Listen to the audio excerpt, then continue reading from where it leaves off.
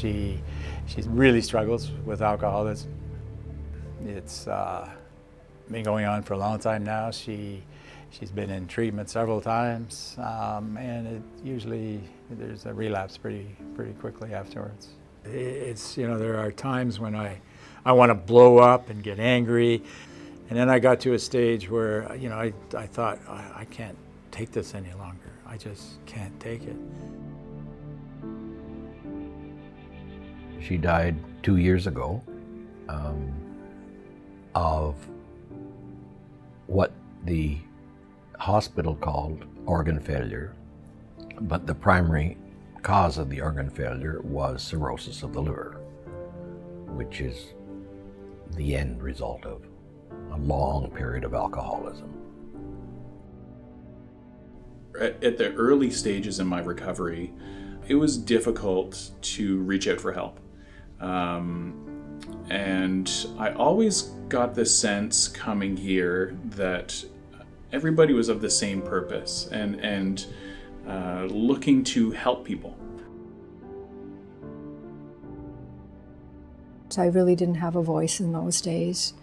I felt afraid all the time. I sat in the groups. I felt different from everybody.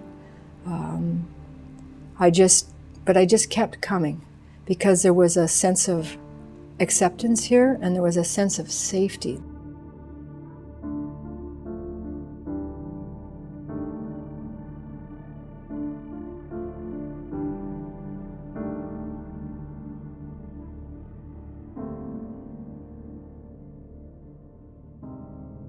When I met Sister Louise and Alexa, I was at a retreat, an Al-Anon retreat. I remember I was in the east end of Ottawa, and I had never been on a retreat before, so it was kind of a new experience for me, and I was really enjoying it. And I met people, and it was lovely.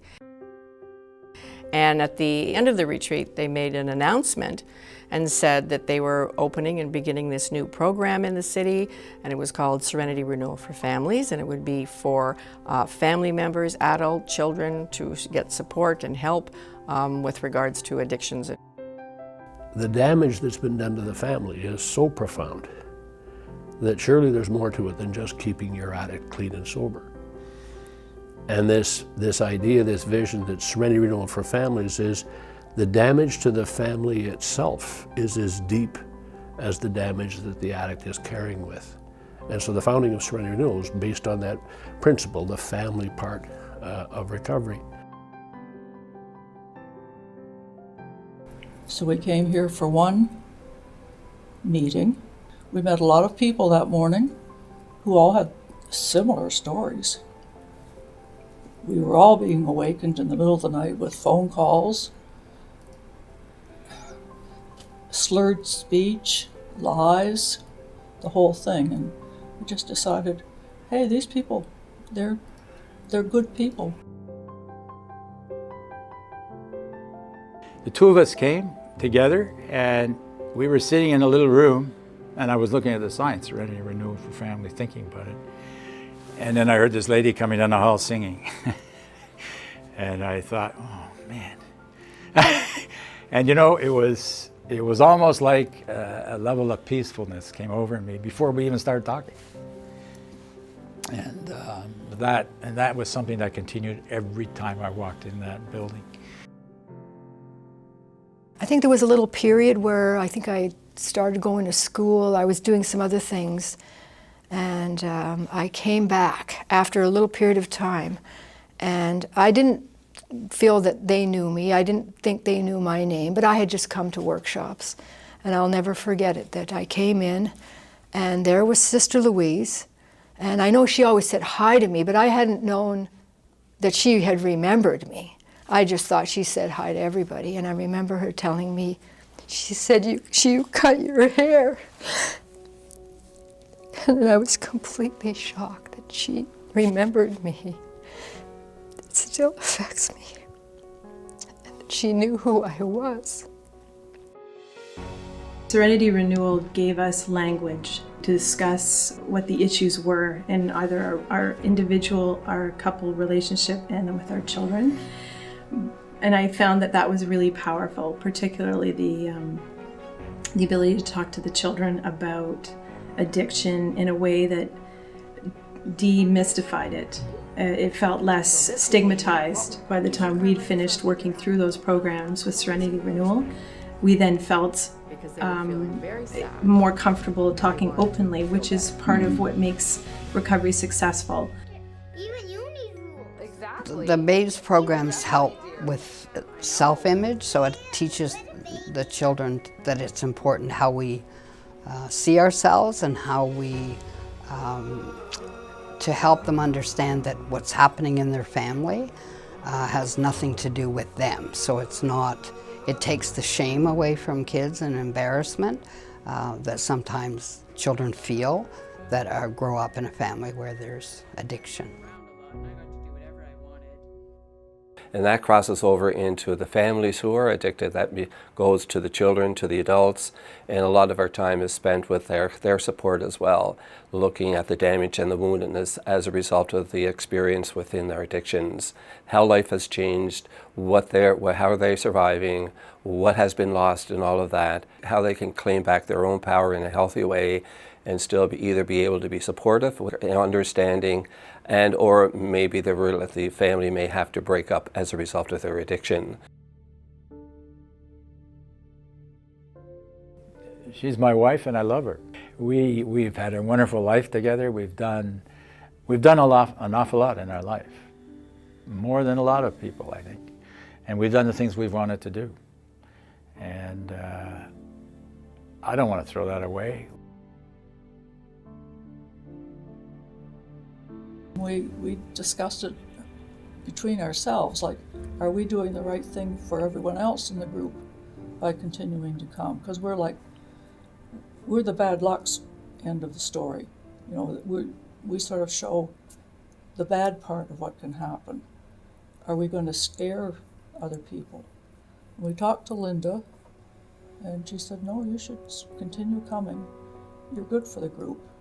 You show others that it can be dealt with, and it doesn't mean the end of the world for the parents.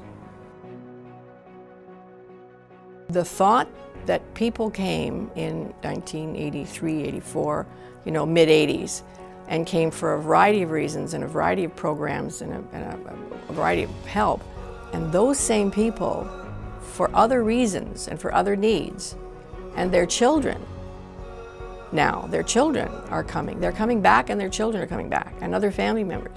And it's amazing to me that we're here 33 years later and we're still providing for these people and for their family members and of course for thousands of others. So for me it's about people coming back. Today's just been amazing, and the gift of compassion, of listening, of hope that Sister Louise and Serenity Renewal give to individuals, to the community, is beyond understanding, and I just hope that we can continue to give services like this to people who come looking for that help and hope in their lives. Before I came here, I didn't really feel like I belonged anywhere, and now I can say that there's at least one place and one person who every time I see, I feel like I belong. You know? And Serenity Renewal and Sister Louise have always been there and been able to tell me that, you know, I'm not alone. She was everything from a motherly figure to she was pretty firm. You know, she would tell you like it was, but in a way that you could hear it, and it was always given from her heart. I don't know how to describe it. I'm gonna cry.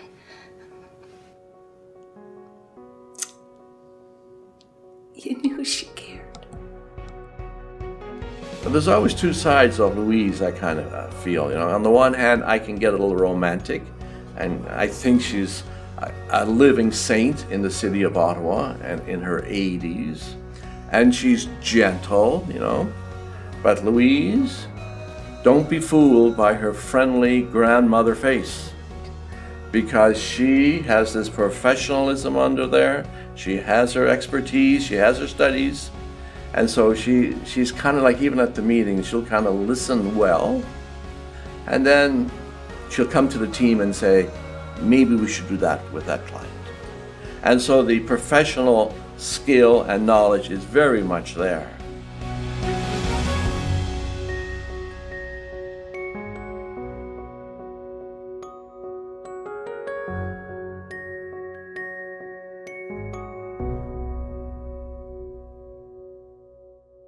I believe in reality, and every morning, I'm very aware when I wake up. Hopefully, if I am breathing, my heart is beating. For me, it's really important to keep my 2 feet in the ground, and it's a privilege. I'm not so much a miracle. No, I'm not a miracle worker for sure. I'm like everyone else. I have my limitations and I have my strengths. Most people tend to see my strengths. Luckily, I also know my limitations. I'm aware of those, like anyone else. And I also, when people say, what do you do, Louise? I say, I love to read mysteries, by the way. I'm a mystery reader. And I say, I heal during the day. I drown in people's honesty. But at nighttime, I read mysteries, and for me it balances me. So I'd say more, I do try to remain a balanced person.